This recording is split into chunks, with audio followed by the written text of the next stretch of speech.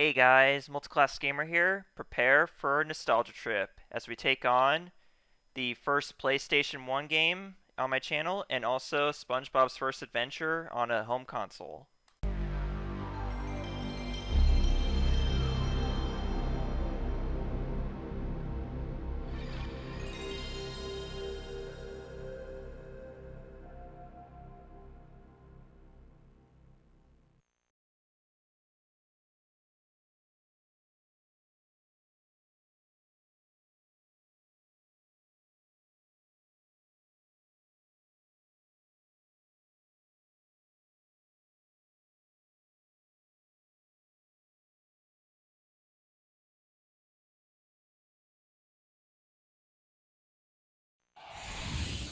THQ.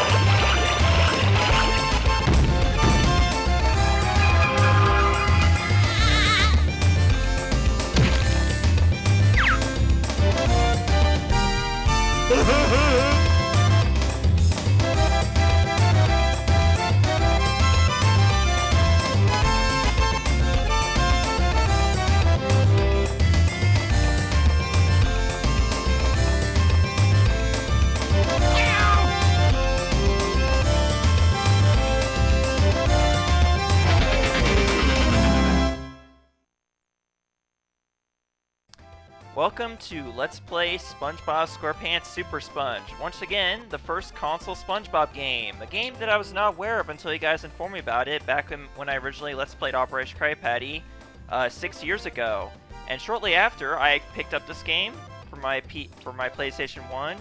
And I played it a little bit, like back in 2017, but other than that, I haven't really played it much because I was waiting to do this Let's Play for you guys. So, let's get things started here. Let's start by creating a new file. Now you're going to notice right off the bat that we have what appears to be 8 collectibles. You can actually, these are souvenirs that you'll be buying throughout the entire game. And so there's also certain tokens you need to collect in order to buy them, but we'll get into that as soon as we actually get into, the actual game. So, without further ado, let's get started, shall we? Here we are at Bikini Bottom, and today we will be following my favorite creature, SpongeBob SquarePants, on his adventures around Bikini Bottom. Wait, that sounds familiar.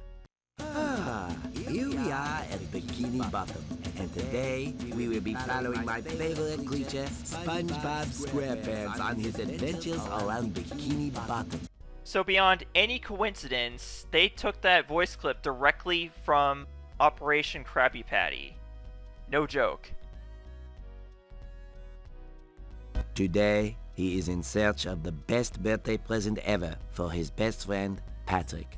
The question is, how far will he go for his best friend?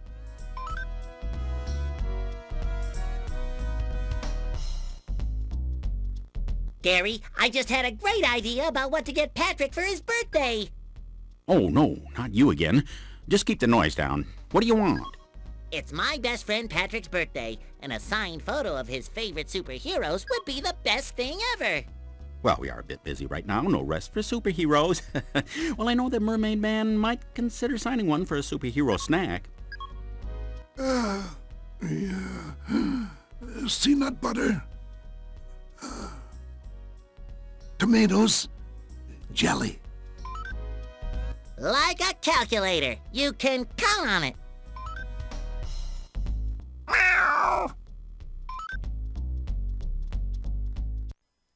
And now we have our level select map. Also, I forgot to mention on the tile screen, but both this game and the GBA version were developed by Climax, and this is the only SpongeBob game they developed. So, anyways, let's jump into the first level.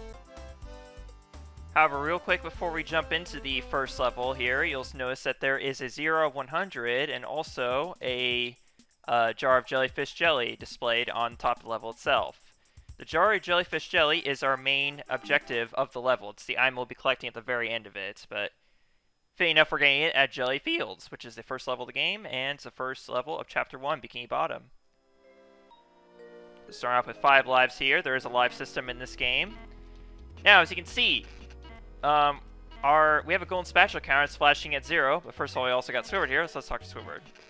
Hi, Squidward. Ready for another great day together, friend? Another voice clip they stole from Operation Krabby Patty. Today's Sunday, SpongeBob. Forget the Krusty Krab. Hey, moron, why don't you take your net and go waste somebody else's time? Okay, we'll do just that. Hey, I can use this net to catch jellyfish and throw them at those annoying critters. Alright, so Jellyfish Net is one of several, weapons you'll be using throughout the game. And as you can see, we're now collecting golden spatulas. So, first of all, press the O button to collect jellyfish, not golden spatulas, jellyfish, and you can use them as projectiles towards enemies by pressing the square button. But anyways, let's get into the golden spatulas. Well, actually, no, not quite yet, because we got enemies here. We got the sea slug enemy here, and we had also have these hermit crabs, or whatever they're called. I'm going to attack them for safe distance, actually, because I do not want to get hit. Okay, I guess we'll go into the golden spatulas now. So, golden spatulas have been actually a thing with, like, every SpongeBob game that I've played so far. It was the main objective in a Legend of Lost Spatula. It was the cursor in Operation Krabby Patty. And now, in this game, golden spatulas are your secondary collectibles in each level. Basically, kind of the equivalent of the notes in Banjo-Kazooie. However, these are much worse than the notes in Banjo-Kazooie. Remember how in Banjo-Kazooie, every time you died, you had to recollect all the notes if you didn't already have 100 at that point? You have to recollect all of them, and whatever amount you have before you die or finish the level is your score for that level, and you have to recollect all of them in order to increase that score. Well, in this game, if you get hit, so much as get hit, you will lose all golden spatulas you have, because the golden spatulas are your health, in addition to being secondary collectibles. So, if you want to get all 100 golden spatulas in a level, you're going to have to go through the entire level without taking a hit once. Now, you can get hit, technically, but your golden spatulas will scatter all across, like, really, in a very wide area, actually. And you will have to recollect them in a few seconds if you want to have all of them. But chances are, if you get hit once, you're going to be in an area where it's not very convenient to recollect all of them. So you basically might as well just restart the level at that point. So basically, in a nutshell, this game is very, very cruel to completionists. Completionists, proceed with caution with this game, because this game will punish you tremendously. So, I've gone past that, but I will also say that this game has incredible music. The music in this game is better than it had any right to be, just like any other, well, actually a lot of SpongeBob games have really good music, which is better than they have any right to be, as a lot of people would say. But anyways. Yippee! Now to find the jar of sea nut butter. We just got the jar of jellyfish jelly, which was the main collectible of this level, and we're basically, and typically when you find the item, that means that you're pretty much right at the end of the level. And as you can see, we managed to get all 100 golden spatulas there, and I didn't take a hit, and I got an extra life. But yeah, like I was saying, if you take a single hit, you might as well restart the entire level, if you're going for all golden spatulas. But you'll notice also, as we completed the first level of the game, 2 levels have now appeared. We have the next level, which is Sandy's Treedome. We're going to do that next. But there's also this level right here. This is a bonus level that is, and it's known as Six Clams Adventureland. Yeah. That's right, Six Clams Adventureland. And there are 25 of a certain collectible in that level. You're not going to be collecting golden spatulas in those levels. Instead, you're going to be collecting tokens. There's a Six Clams Adventureland level in every single chapter, and you have to you have to collect 25 tokens in each one. There's 125 tokens total, and there's also 100 golden spatulas in each level. And there's 4 levels in each chapter, so that means there's 2,000 golden spatulas total. We managed to get all 100 in the first level, and also the jellyfish. Well, obviously you're gonna get the main collectible either way, finishing up the level. Otherwise, you have to redo a level over again. But here we have Sandy's Treedome for the second level, and then we'll end off this episode. We're gonna do 2 levels per episode. SpongeBob, you silly old sponge. Try using your helmet. Yeah, about that. The helmet doesn't really do any good because it lasts for only 30 seconds. By 30 seconds, you'll die. Yeah.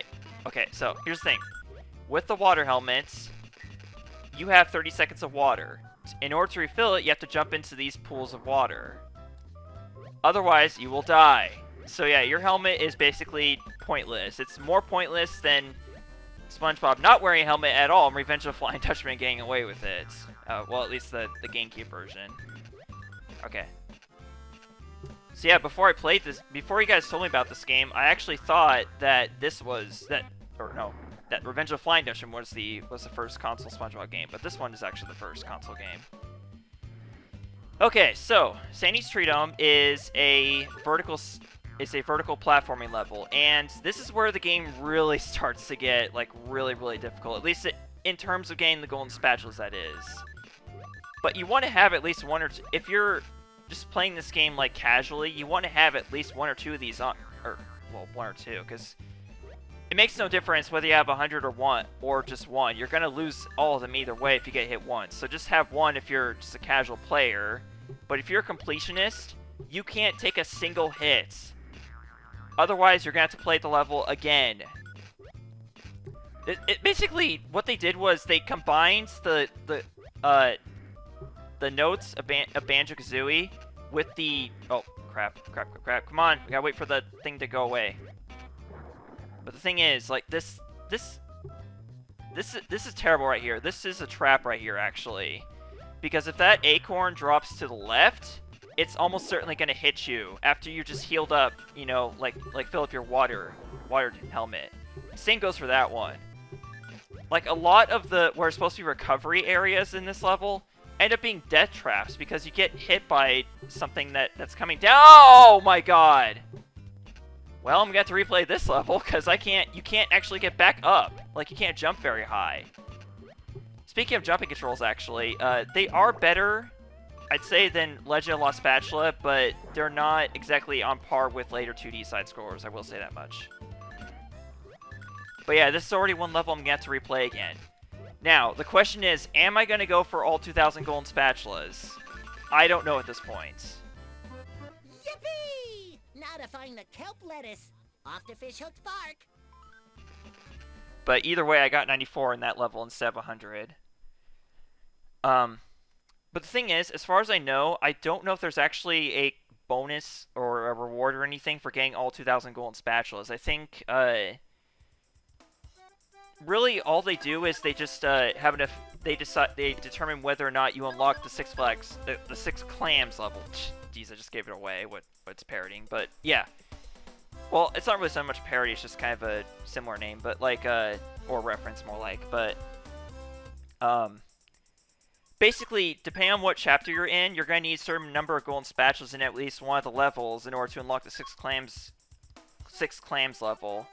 So in Chapter 1, you need 60 golden spatulas in a single level in order to unlock the Six Clams level. In Chapter 2, it's 70. Chapter 3, it's 80. Chapter 4, it's 90. And Chapter 5, you have to have at least 100 golden spatulas in one level to unlock the Six Clams level. Other than that, I think there's not really much incentive to collect all 100 unless you want to see 100 out of 100 on all of these, because that's what's going to probably more than anything else. That's what's going to push you to do it. But either way, this has been the first episode of SuperSponge PS1. I'm Multiclass Gamer. I'll see you guys in the next episode, where I'll talk about, I guess, other stuff, but also we're gonna finish up Chapter 1. We might start the episode off by finishing off I don't know if we're gonna go all the way through level 2, but I'd like to go back at some point and get all 100 golden spatulas, so we'll do that eventually. Anyways, thank you so much for watching. Goodbye.